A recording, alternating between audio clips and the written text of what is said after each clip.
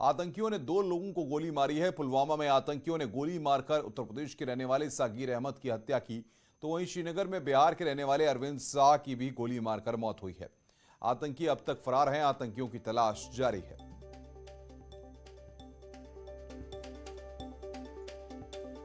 तो पुलवामा में आतंकियों ने यहां पर गोली मारी है। बिहार के रहने वाले अरविंद शाह की मौत हुई है। आतंकियों की तलाश लगातार जारी है। जम्मू कश्मीर में आतंकी हमला हुआ है। आतंकियों ने 2 लोगों को गोली मारी है। आज सीएम योगी श्रावस्ती और बहराइच के दौरे पर आएंगे। सीएम योगी दोपहर 1 बजे श्रावस्ती पहुंचेंगे। मुख्यमंत्री करीब 3:10 पर बहराइच पहुंचेंगे।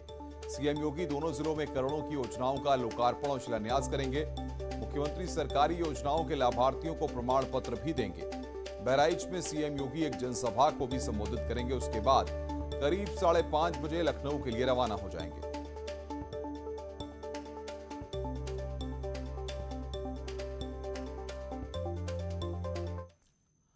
भारतीय जनता पार्टी ने मिशन 2022 के लिए तैयारी तेज कर दी है। आज से बीजेपी का सामाजिक संपर्क अभियान शुरू हो रहा है। बीजेपी के मुताबिक अभियान के तहत सबका साथ, सबका विकास, सबका विश्वास और सबका प्रयास मंत्र को जन जन तक पहुंचाया जाएगा। इस सम्मेलन में मोदी और योगी सरकार की जनकल्याणकारी योजनाओं को जनता तक पहुंचाया जाएगा।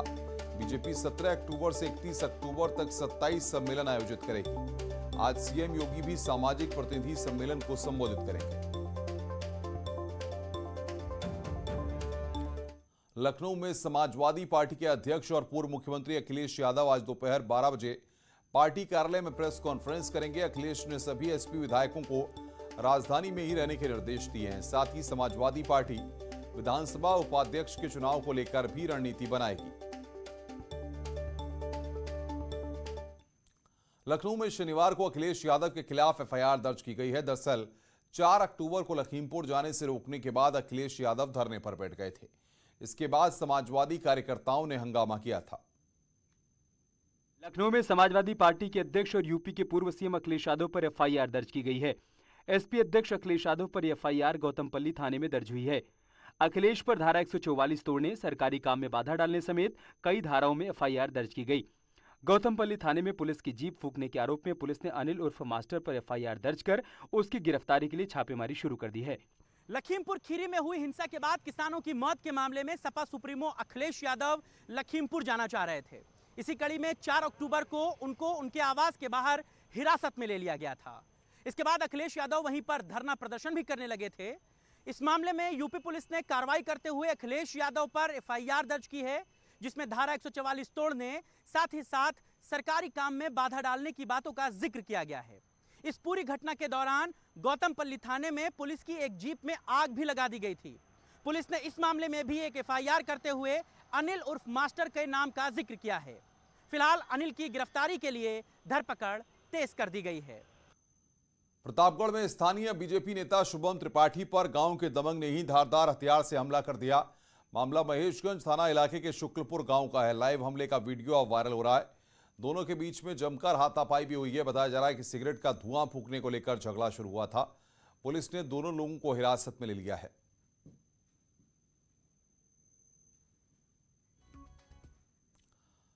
फतेहपुर में पुलिस और बदमाशों के बीच मुठभेड़ हो गई। पुलिस की जवाबी कार्रवाई में 2 बदमाशों के पैर में गोली लगी है, जबकि 2 बदमाश अंधेरे का फायदा उठाकर फरार हो गए। पकड़े गए बदमाश आशीष यादव और सनी यादव 25-25 हजार के इनामी हैं। पुलिस ने इनके कब्जे से लूटी गई स्विफ्ट कार, बंदूक और कारतूस बरामद किए हैं। यह एनकाउंटर बिंदकी कोतवाली इलाके के हाईवे पर हुआ। इनके खिलाफ चोरी, लूट और गैंगस्टर एक्ट जैसे कई आपराधिक मुकदमे दर्ज हैं।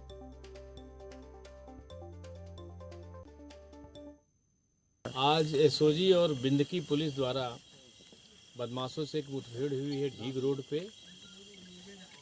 कुछ दिन पहले एक कार लूटी गई थी यहाँ से और वो कार बरामद हुई है। 2 बदमाश सनी और आशीष मुठभेड़ में इनको गोली लगी है। ये शातिर अपराधी हैं, लुटेरे हैं, चोरी, गैंगस्टर, लूट, ढेर सारे इनके मुकदमे हैं। मेरठ में पुलिस ने गैंगस्टर एक्ट में कार्रवाई करते हुए आजी नईम उर्फ गल्ला की 4 करोड़ की संपत्ति कुर्क कर ली। बताया जा रहा है कि पश्चिमी उत्तर प्रदेश के सबसे बड़े कबाड़ी गल्ला के खिलाफ गाड़ी का चोरी के मामलों में कई केस दर्ज हैं। पुलिस ने नगाड़ा बजाकर लाउड स्पीकर लेकर कुर्की की कार्रवाई की है। देलीगेट थाना इलाके के पटेल नगर में उसकी करोड़ों की कोठी थी। इस दौरान 5 थानों के इंस्पेक्टर और 150 से ज्यादा पुलिसकर्मी मौजूद रहे।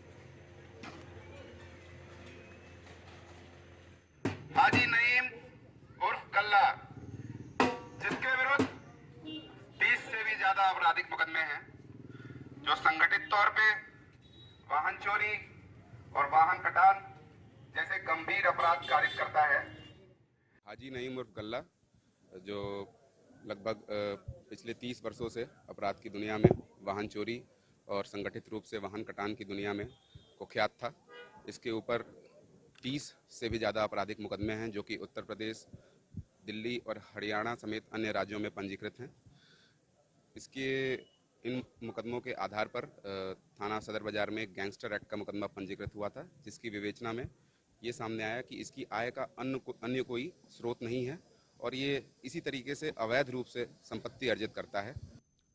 कानपुर के फजलगंज थाना इलाके में एक शख्स की गोली मारकर हत्या कर दी गई। आनंद फानन में परिजन उसे हैलेट अस्पताल ले गए, जहां डॉक्टरों ने उसे मृत घोषित कर दिया। परिजनों का आरोप है कि आपसी रंजिश में पैसों के लेन देन के चलते दबंगों ने हत्या कर दी। पुलिस घटनास्थल के आसपास की सीसीटीवी फुटेज खंगाल रही है। इसमें पैसे के लेन देन का मामला सामने आ रहा है। आशीष अग्निहोत्री नाम के व्यक्ति पर हमला किया गया था। उनकी उम्र तकरीबन 29 वर्ष है। ये फजलगंज के रहने वाले हैं और अभी डॉक्टर इन्होंने मृत घोषित कर दिया है। योगी सरकार अयोध्या की तर्ज पर ही भगवान कृष्ण की नगरी को टूरिस्ट हब बनाना चाहती है। इसके लिए सरकार लगातार चल रही कई योजनाओं को जल्द पूरा करवाने की कोशिश कर रही है। इसी कड़ी में ऊर्जा मंत्री श्रीकांत शर्मा ने मथुरा वृंदावन विकास प्राधिकरण के ऑडिटोरियम में विकास कार्यों को लेकर समीक्षा बैठक की।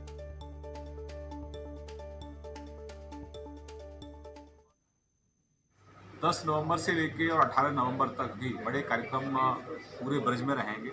वृंदावन में कार्यक्रम रहेगा, बरसाना, नंदगांव, गोवर्धन, गोकुल, महावन, बलदेव, मथुरा, बड़े अच्छे कार्यक्रम रहेंगे, सांस्कृतिक कार्यक्रम रहेंगे। और अधिक से अधिक यहाँ तीर्थयात्री उस मास में आते हैं।